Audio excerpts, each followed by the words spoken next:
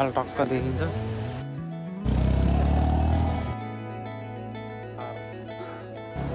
ल गाइज हामी Beni bus park. ल गाइज मुस्ताङको यात्रामा छौँ हामी।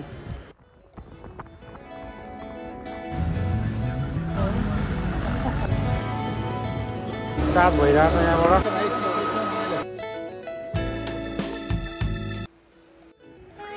ल गाइज मुस्ताङको यात्रामा छौँ हामी।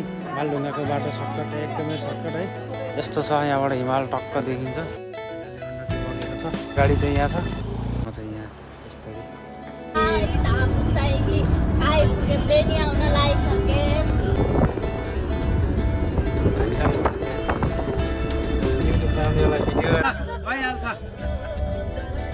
हाम्रो मैले गुडाइरहेको अवस्था तर देखिएन राम्रोसँग।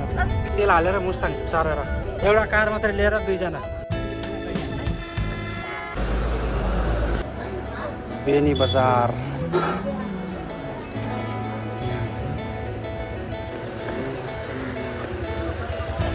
बेनी बस पार्क मा गाडी चार्ज गरेर कुर्दैछौँ हामी। अब जमसमसम्मको टार्गेटमा निस्केको छौँ। मुस्ताङ मुक्तिनाथ आज चाहिँ जमसमतिर होइन, आउने पानीमा नआउने विचार छ। भाइ नआउनु फेरि यही जागे यही ट्र्याकमा फर्किन्छ नि यही चक्करमा। जमसम होला अब। जमसम नभए कागबेनी भन्ने कुरा हो। अब हेरौँ चार्जले कहाँसम्म पुऱ्याउँछ अनि राति कहाँसम्म पुगिन्छ यो कुरा होइन बेनीबाट है त। लगाइ तपाईँहरू हेर्दै गर्नु होला, माया गर्नु होला, लाइक सेयर कमेन्ट अनि सब्सक्राइब गर्नु होला। अघिको भिडियोहरूमा हजुरहरूलाई हेर्दै जानुहोस् है त। ल हाम्रो गाडी चाहिँ यो।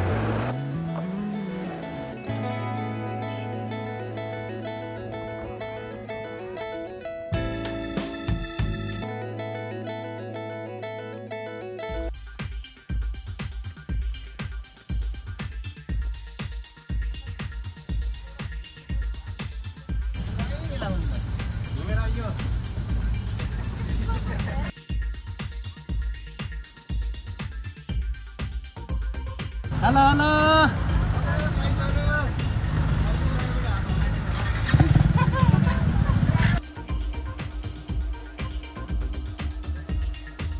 मुस्ताङ लेटे होटल चार्जिङ स्टेसन बाना मेक्दी चाहिँ यसरी चार्ज भइरहेको छ 92%। गाडी चार्ज भइरहेको छ यहाँबाट।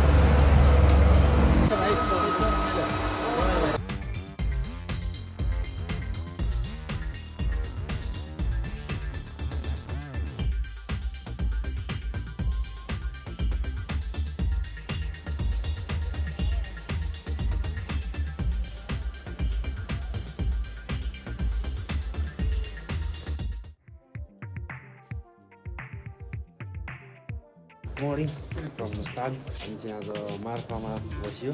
यो आज चाहिँ मुक्तिनाथ पुग्ने कुरो छ। हाम्रो गोपाल दाई हुनुहुन्छ। ठ्याक्कै अगाडि चाहिँ हिमाल छ, हामी बसेको अगाडिपट्टि हिमाल। ल गाइस मुस्ताङ छ शीतोष्ण बागवानी विकास केन्द्र। जाने बाटो जमसम जाने बाटो हो। श्रीमती ज्यू यहाँ हात हल्लाउँदै हुनुहुन्छ। यहाँबाट चाहिँ बेनी गइन्छ। यहाँ परिसकेको छैन नत्र यहाँ सब अस्ति नै हामी आउँदाखेरि यहाँ सब माथि पुरै डाँडामा हिउँ थियो। हामी बसेको होटल यो होटल रेड एप्पल मार्फामा बसियो। मैले भयो थोडा अलिअलि हिउँ देखिनु रहेछ उताको हिउँ। यहाँ फोटो खिच्छौँ गाइज अब हामी अलिकति होइन माथि गएर पनि भिडियोहरू बनाउँछौँ हो। रमाइलो लागिरहेको छ किन रमाइलो छ लडेको छ। अर्जुन दाईको भनाइ के छ त अन्त?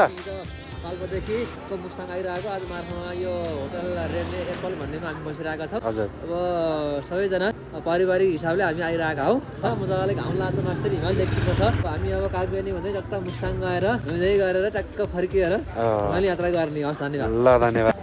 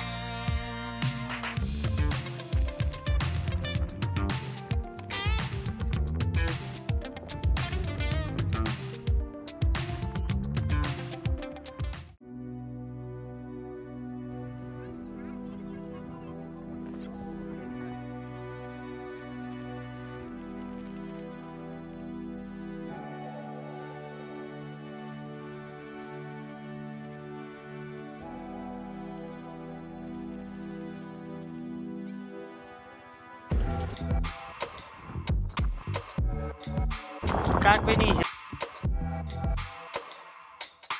बोनबारी कागबेनी लेखेको छ मन्थाङ जाने बाटो।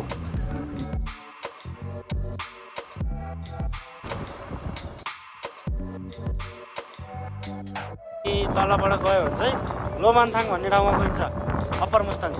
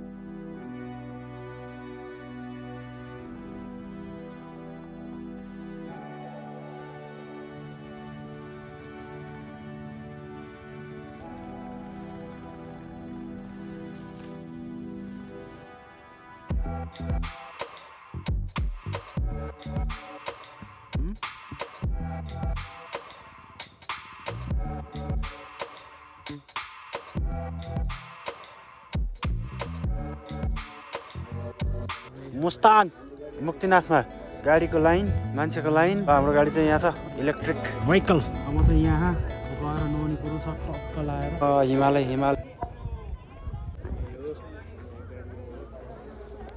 अब हामी मन्दिरतिर जान्छौँ गाइस, त्यसपछि फर्किने कुरो हुन्छ।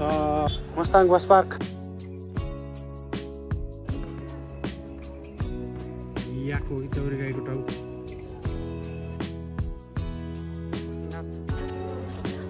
मुस्ताङ बजार यही हो है त। मुक्तिनाथ कोसेली घर, मुक्तिनाथ खाजा घर, पकाली भान्सा घर। फाइनली मुक्तिनाथको गेटमा आइपुग्यो। मुक्तिनाथ प्रस्थान गर्दैछौँ। यहाँबाट जानुपर्छ माथि। Muktinath finally Muktinath guys. मन्दिर बन्द छ अहिले बन्द गर्दैछ। यो भाडा भन्ने के हो गाइस? कुदेर कसरी कुदेर उता निस्किनुपर्छ। उताबाट निस्किसकेपछि यतातिर दुईवटा कुण्ड छ, पाक कुण्ड भन्ने। त्यहाँ चाहिँ तपाईँहरू चाहिँ डुबेर तिनचोटि डुबेर निस्किन पर्छ। छिर्ने बाटो पाइन्छ। ल यहाँ चाहिँ दुईवटा कुण्ड छ, पाक कुण्ड। यसरी नुहाउनुहुन्छ, यसरी डुब्ने एकदमै चिसो पानी छ है। दोस्रो चाहिँ यहाँ हो, यहाँबाट निस्केपछि बल्ल यतातिर पूजा गर्न पाइन्छ।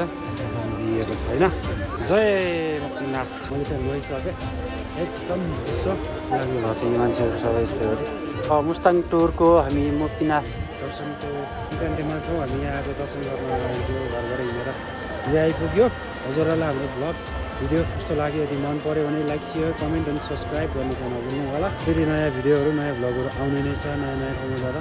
अब हामी फर्किने क्रममा कुन कुन ठाउँमा बस्छौँ, त्यहाँ पनि समय मिल्यो, टाइम मिल्यो भने भ्लगहरू बनाउने कोसिस गर्नेछु। Keep loving and keep watching to my channel. Lots of love for all. Muktinath बाबाले सबैको रक्षा गर्नु।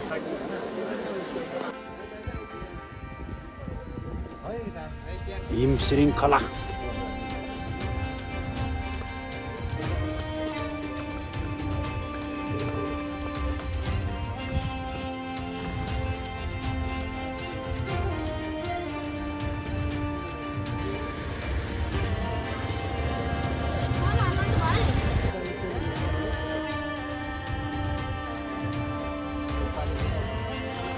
घोडा घोडा घोडा खच्चर हो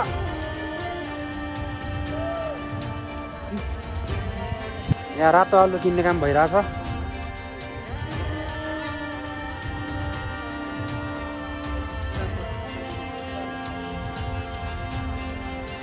चाहियो भने उहाँकोमा किन्न आउनु होला मिलाएर पाइन्छ गाइस हाम्रो मुक्तिनाथको यात्रा सकियो को लागि मुस्ताङ यात्राबाट म पनि बिदा हुन चाहन्छु तपाईँहरूले ब्लग कस्तो लाग्यो राम्रो लाग्यो भने लाइक सेयर कमेन्ट अनि सब्सक्राइब गर्न नभुल्नु होला ब्याकमा देख्न सक्नुहुन्छ मुस्ताङ बजार यो मुस्ताङको बस पार्क हो धेरै गाडी खाली भइसकेछ बिहान त थुप्रो गाडी थियो हामी आउने बेलातिर गाइस यसको साथसाथै अब हामी निस्किन्छौँ हाम्रो गाडी यहाँ छ इभी गाडी अब यसमा मान्छेहरू आउँदै हुनुहुन्छ यहाँबाट टक्कर टक्कर ओह्रालो यो बाटो हुँदै जान्छौँ खिङ्गा भिलेज हुँदै यो चाहिँ डिजल गाडी पेट्रोल गाडीलाई चाहिँ स्टार्ट हुन अलिक गाह्रो हुने रहेछ हाई अल्टिट्युड भएको कारणले अक्सिजनको कमीको कारणले लु लाग्ने समस्या नै हुने रहेछ हामी मध्येकै ग्रुपको पनि एक दुईजनालाई लाग्ने समस्या भयो उहाँहरू भमिट गर्नुभयो हिँड्न सक्नु भएन गाह्रो भयो माथि गएर नुहाउन सक्नु भएन त्यस कारणले आउँदा चाहिँ आफ्नो स्वास्थ्यको ख्याल गरेर सक्नुहुन्छ धर्म गर्नु स्वास्थ्यले सक्छ भने सक्नुहुन्न भने जबरजस्ती गरेर नगर्नु होला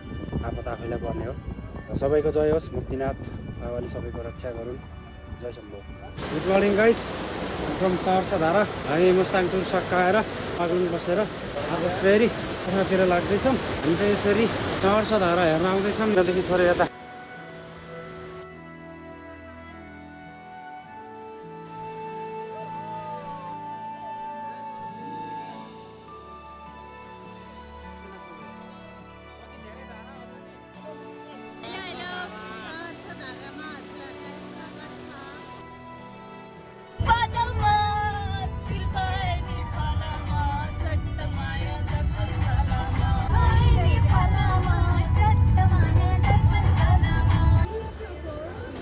नेपाल आइपुगेका छौँ